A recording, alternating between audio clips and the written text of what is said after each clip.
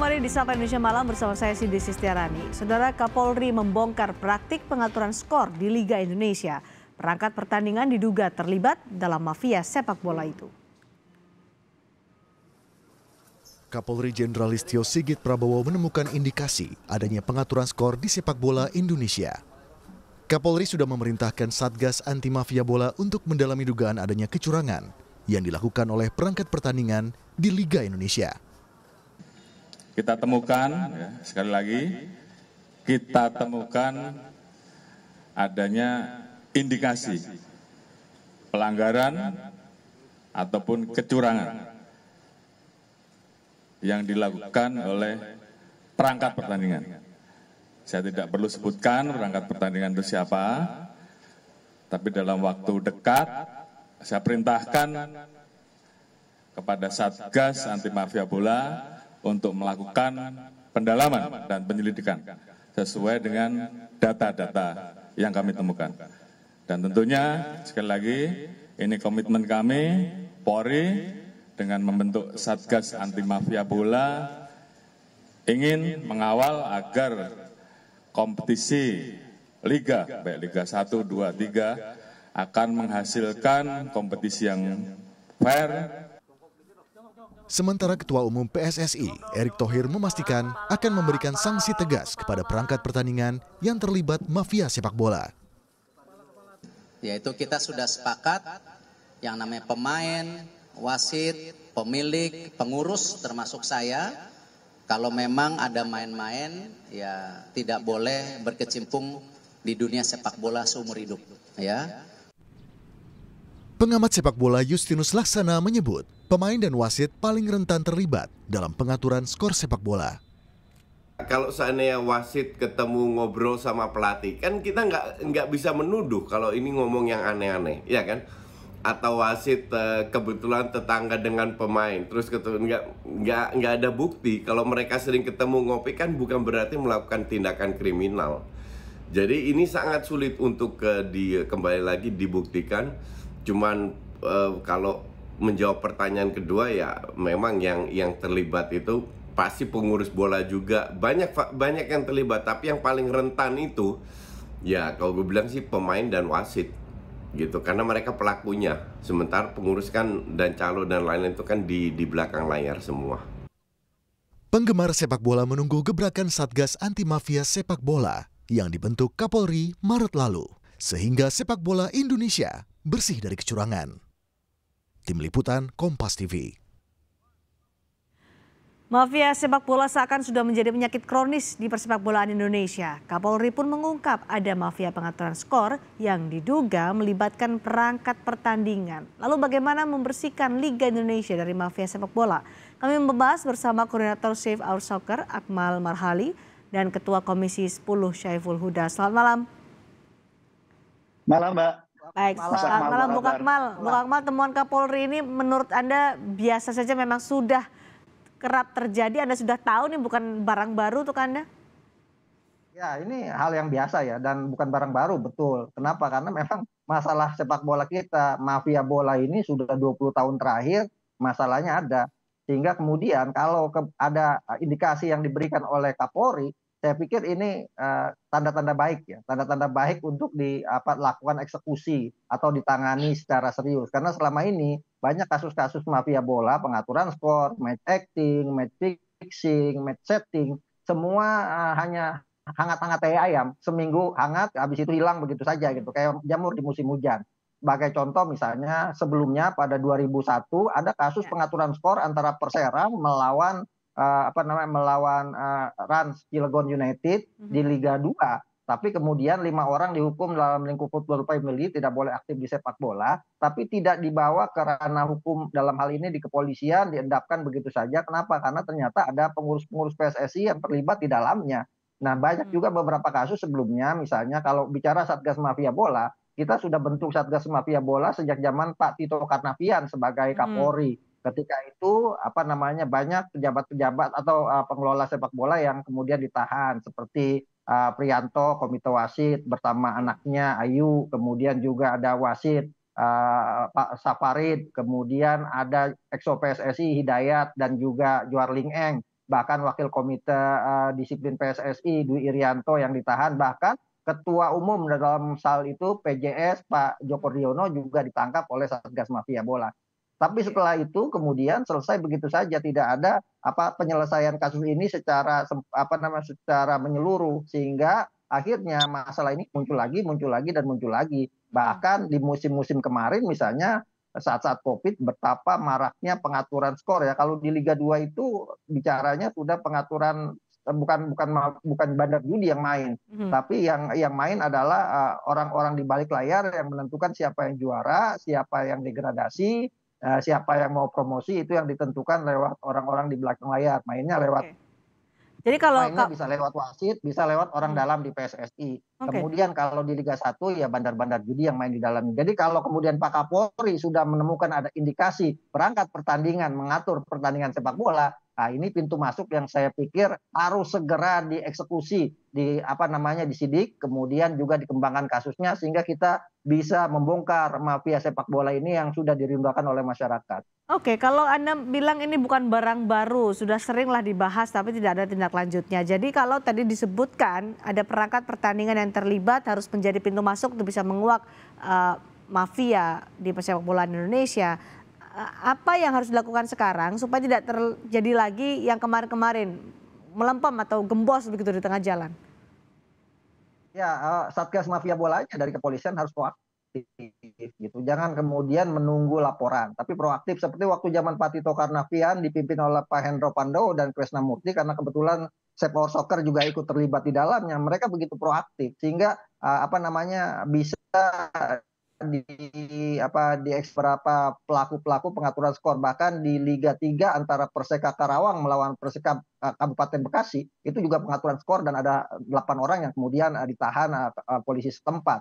Nah, ini yang kemudian kita harapkan bisa dilakukan oleh tim Pak Tito Karnavian, Pak Listio Sigit Prabowo. Saya punya daftarnya bahwa ini sudah ditetapkan Satgas Mafia Bola pada 13 Maret 2023. Personilnya ada 116 dipimpin langsung oleh Pak Listio Sigit sebagai pelindung atau penasehat, kemudian Satgasnya dipegang atau dikendalikan oleh oleh Pak Kabak Ops ya, di situ Irjen Polisi Agung Setia Imam Effendi sebagai Asop Kapolri maksud saya.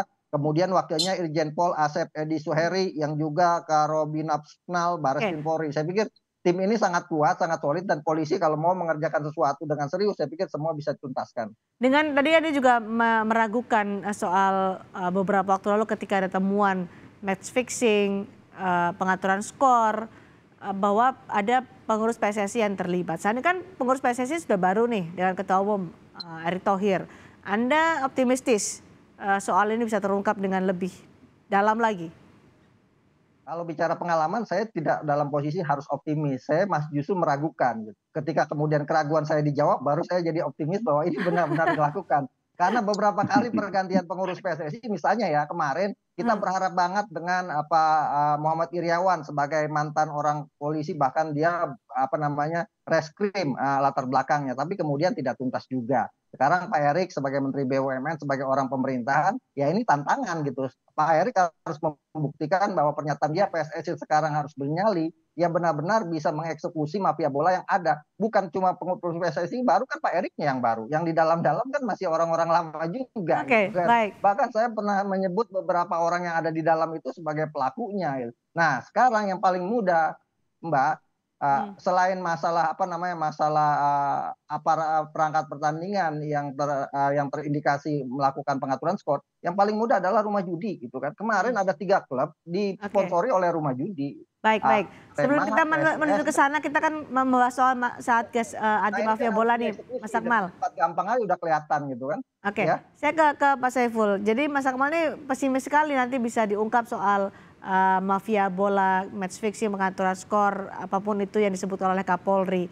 Jadi kalau menurut Komisi 10, kendalanya di mana sih supaya tuntas nih kasus mafia bola ini terbongkar dan dikuak, dibasmi, diberantas oleh polisi?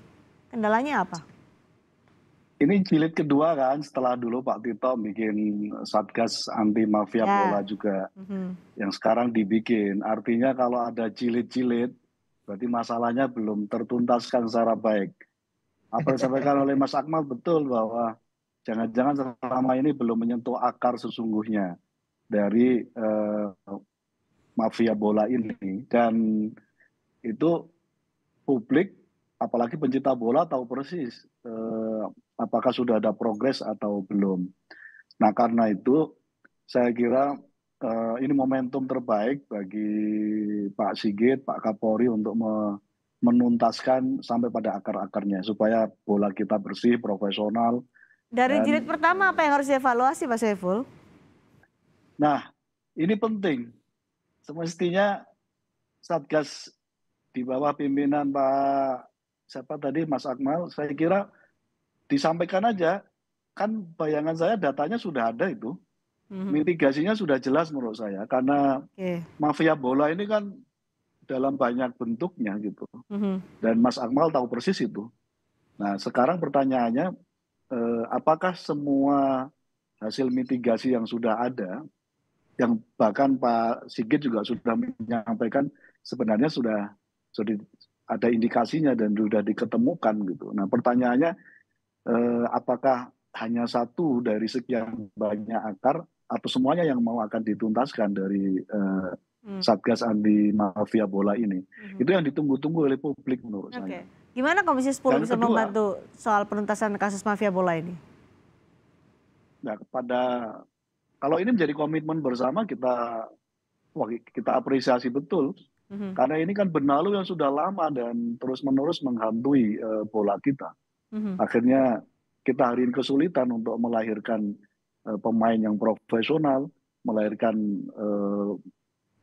permainan bola yang relatif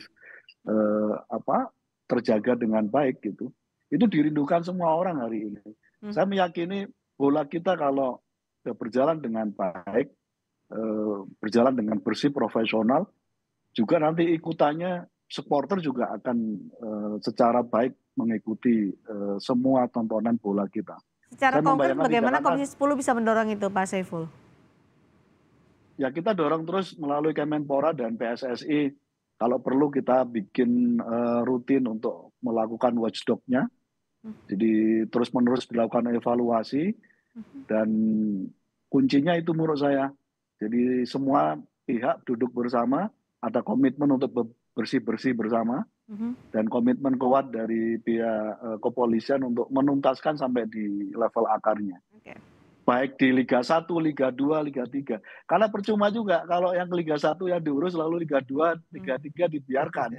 Itu artinya masih memberikan inspirasi untuk tetap berbuat culang. Oke, cukupkah itu Mas Akmal duduk bersama untuk menguatkan komitmen berantas mafia bola antara kepolisian, PSSI, Kemenpora, cukup itu? Ya, saya pikir mumpung ada Pak Saiful Huda sebagai Komisi 10 ini, saya mengusulkan bahwa problem utama kita dalam pemberantasan mafia bola adalah payung hukumnya. Ada Undang-Undang Nomor 12 Tahun 1980 yang dibuat waktu itu di era Galatama, memang latar belakangnya adalah maraknya suap menyuap atau pengaturan skor atau match setting di sepak bola kita. Tapi hukumnya sangat rendah sekali gitu, hanya 3 bulan dan 6 bulan untuk para pelaku suap menyuap. Saya pikir mumpung ada Pak Huda di Komisi 10, ke depan kita berharap DPR juga menyiapkan perangkat hukum misalnya tentang industri olahraga. Di mana di dalamnya adalah mengatur mengatur terkait dengan pengaturan skor atau match fixing. Karena match fixing ini bukan cuma di sepak bola. Kemarin di basket juga ada pengaturan skor, tapi di basket itu pengurus basketnya langsung tegas, yang melakukan pengaturan skor di basket. Kalau di sepak bola umur hidup dan tidak boleh aktif di sepak bola. Jadi menurut saya selain komitmen bersama untuk menyelesaikan kasus match fixing ini atau pengaturan skor ini, yang paling penting ke depan adalah perangkat hukumnya disiapkan, sehingga kemudian ke depan orang akan punya efek jerah ketika melakukan pelanggaran hukum atau melakukan pengaturan skor. Dan yang paling penting lagi Mbak, bahwa pengaturan skor ini tidak bisa berlaku surut. Artinya mau tahun berapapun, ketika kemudian ada ditemukan barang bukti, ini bisa diangkat kembali gitu. Saya mengingat bahwa Giuseppe Signori di Italia, mantan pemain tim nasional Italia, pemain Lazio, itu kemudian setelah 20 tahun pensiun, kemudian terungkap bahwa dia melakukan praktek pengaturan skor, akhirnya ditahan oleh pihak kepolisian dari Italia. Artinya ini juga bisa berlaku, bukan berarti misalnya sekarang Pak Listio Sigit hanya akan memberikan atau menginvestigasi kasus pengaturan skor yang saat ini saja. Harus didorong ke belakang. Bukti-bukti juga bisa dengan mudah ya menurut Anda Mas Akmal untuk Betul. Sekarang gini, yang sudah ada ditahan saat ini misalnya Bambang Suryo kasus kemarin Liga 3 gitu kan. Itu kan kemudian bisa dimintai keterangan untuk untuk dikembangkan kasusnya, atau misalnya ya mohon maaf Pak Yuharling Eng, Pak Dwi Irianto yang kemarin ditahan sekarang sudah bebas, kan bisa dijadikan sebagai justice kolaborator misalnya, atau diminta keterangan untuk mengungkap semua kasus-kasus ini, sehingga sepak bola kita yang kita dambakan menjadi seperti yang tadi Pak sudah katakan. Baik, Mas Saiful, soal payung hukum singkat saja. Profesional, bermartabat, dan juga yang paling penting adalah sepak bola tanpa mafia. Ya, soal payung hukum singkat saja Pak Saiful, udah? Ya, nanti kita lihat. Kalau sementara sih menurut saya cukup di level federasi ya, dalam ini PSSI gitu.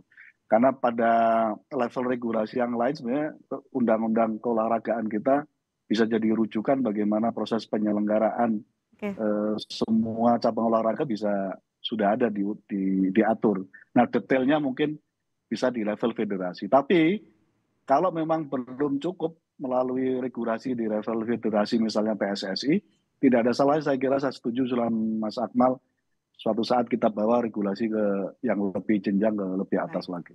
Baik, dibutuhkan dari sekedar komitmen untuk bisa memberantas mafia bola yang sudah berlangsung selama bertahun-tahun sebelumnya. Sudah kita ketahui bahwa tadi disebut jika ada jilid pertama, sekarang ada jilid kedua, supaya tidak ada lagi jilid ketiga, harus tuntas, ada upaya ekstra yang dibutuhkan untuk bisa memberantas mafia bola ini. Terima kasih Mas Akmal, terima kasih juga Pak Saiful Huda sudah bergabung di Sapa Indonesia malam hari ini.